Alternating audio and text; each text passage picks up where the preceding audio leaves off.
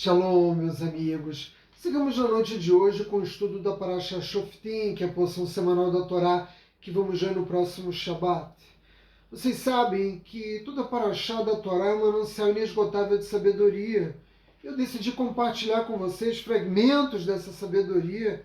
Eu procuro sempre eleger aqueles temas que têm uma forte conexão de sentido com a ética judaica, porque dessa forma eu ofereço aos judeus uma ampliação de entendimento acerca do cumprimento das 613 mitzvot e também ofereço a todo monoteísta, um norte, um sentido, que esteja ancorado na ética judaica, na condução de suas vidas.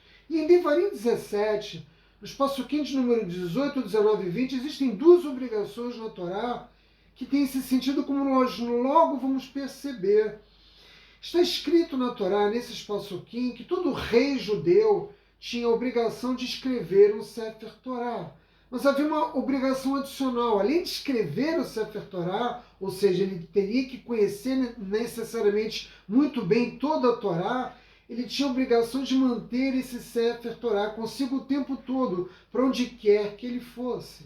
E você vai me perguntar, mas Átila, qual é o fundamento dessas duas obrigações? E os sábios da Torá nos ensinam, dizendo que é a necessidade do rei manter a perspectiva.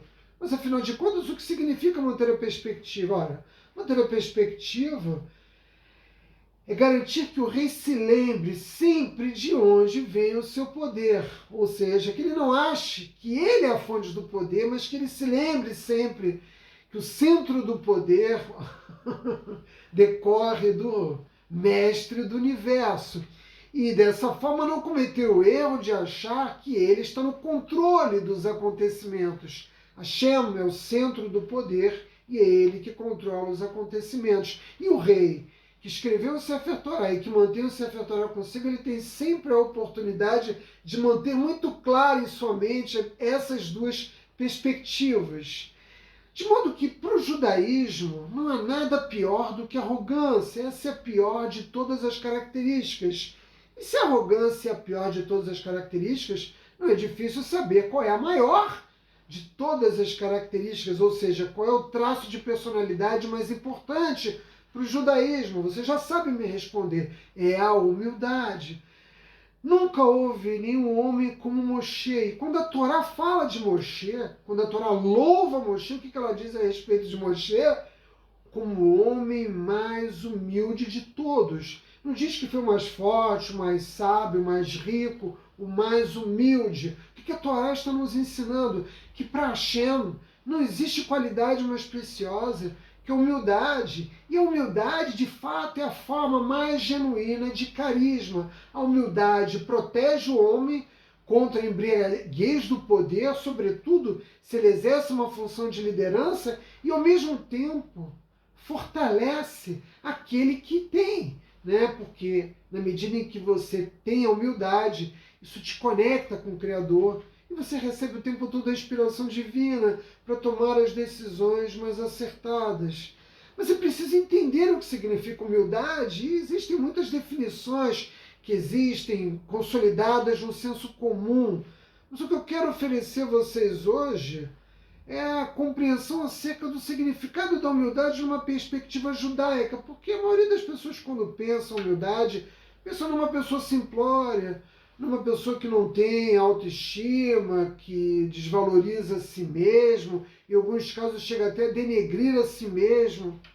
Isso é uma tolice. Para o judaísmo, a ideia de humildade não tem nenhuma conexão com essas ideias que são disseminadas pelo senso comum na maior parte das sociedades. Para o judaísmo, humildade é reconhecer que existem coisas mais importantes no mundo do que as minhas necessidades, do que os meus desejos.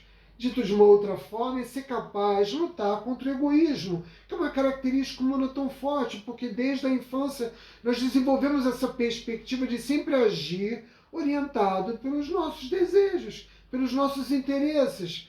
De modo que você pode ser uma pessoa muito talentosa, muito capaz, com grandes qualidades, mas é preciso você entender que você é apenas uma pequena parte do universo. Olha aí, Quem pensa dessa forma tem perspectiva, consegue compreender qual é a sua posição no enredo da existência. E se você tem essa capacidade, se você tem essa humildade, a consequência disso é que o certo é mais importante, infinitamente mais importante, do que a preocupação de servir a si mesmo. Porque vocês vão concordar comigo que a grande maioria dos governantes, quando sentam na cadeira e pegam a caneta, né, para governar, eles governam e tomam as suas decisões sempre movidas pelos seus interesses. E quando eles fazem isso, eles já não tomam mais as decisões mais certas, eles tomam as decisões que são mais úteis aos seus próprios interesses. Por quê? Porque eles passam a servir-se do poder, ou seja, usar o poder para servir a si mesmo. E quanto mais humilde você for, melhor líder você será. Por quê? Porque a pessoa humilde, ela não está preocupada com a sua honra, com o poder que ela concentra, com a grandeza desse poder. A única preocupação que ela tem é de agir em benefício daqueles a quem ele lidera.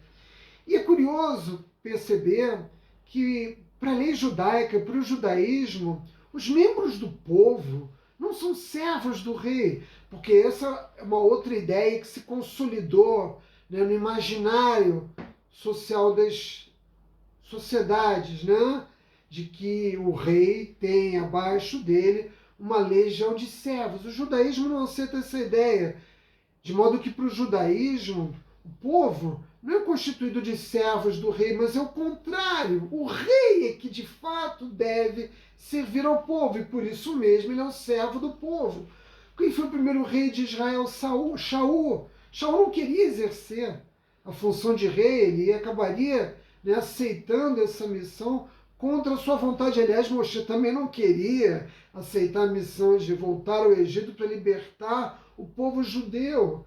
Na verdade, os líderes que têm verdadeira humildade, eles procuram se afastar da glória, da honra, da riqueza. E dessa forma, a honra o persegue, justamente porque ele não tem ela como seu objetivo principal. A pessoa humilde, e isso é importante dizer, tem a confiança daqueles a quem ele lidera. Não é muito comum você ver líderes políticos andando pelas ruas, né, tranquilos, porque eles temem o povo. A maioria dos que exercem poder tem medo do povo. Mas o verdadeiro líder político não deve temer ao povo, mas deve estabelecer uma relação no qual ele tem a confiança daqueles a quem ele lidera. Mas é preciso fazer aqui uma ressalva. O verdadeiro líder humilde, ele decide aquilo que é melhor para o povo e não aquilo que o torna mais popular. Ser popular para um líder verdadeiro, né, não é importante. Importante é fazer a coisa certa para a nação. Importante é agir em benefício da sociedade. E o que nós temos, e o Talmud revela isso nos dias de hoje, são líderes que agem como cães. Eles correm na frente, né, do seu dono, e quando eles estão distantes do seu dono, ele olha para trás. O cachorro vira, né, o rosto dele para trás para ver se o dono ainda está atrás dele. Se o dono tiver entrado numa rua, o cachorro faz o que? Ele volta e corre atrás do dono. O verdadeiro líder, ele não olha para trás para saber se o povo o acompanha. Ele faz aquilo que é certo, aquilo que é melhor para a nação, não aquilo que torna ele mais popular. Mas a verdade é que a maioria dos políticos se orienta, se sintoniza nas suas decisões por aquilo que é popular na sociedade, por aquilo que tem melhor aceitação. Aqui, nós não estamos mais falando da liderança de reis e de governantes. Aqui nós estamos falando de nós mesmos. Essa é uma lição para as nossas vidas. Se você for humilde, assim como o rei deve ser humilde, você vai viver de acordo com aqueles valores mais elevados, escolhendo sempre aquilo que é o mais certo. Qual é a consequência disso? A consequência disso é que você não vai se preocupar em cumprir determinadas normas sociais ou vai se deixar influenciar por pressões sociais. você vai fazer aquilo que é certo. E nada disso vai afetar a sua decisão, porque nós vivemos num mundo em que as pessoas deixaram de fazer a coisa certa porque elas estão mais preocupadas em serem populares ou de não chamarem atenção ou de não serem admoestadas, de modo que o que se consolidou no senso comum é de que a voz do povo é a voz de Deus. Isso é uma tolice, né? Porque normalmente as pessoas seguiam, né, por aquilo que está errado, né? De um modo geral, as sociedades se orientam pela lógica da horda, né? E elas caminham em direções que normalmente as levam ao abismo. E é por isso que a maior parte das sociedades acaba sendo destruída. O líder carismático, que tem a humildade como valor central, que toma as decisões que são melhores para o povo e que tem a confiança dos seus liderados, não se deixa pressionar.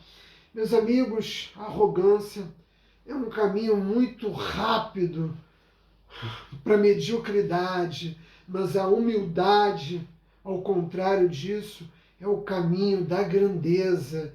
E o que a Torá está nos ensinando aqui não é como os reis de Israel devem ser grandes, como cada um de nós deve ser grande. É por isso que Moshe foi o ser humano mais importante que já viveu na face da terra, e ele é, na verdade, um farol que ilumina cada um de nós sobre os caminhos a escolher e a forma de viver as nossas vidas, meus amigos. Vai!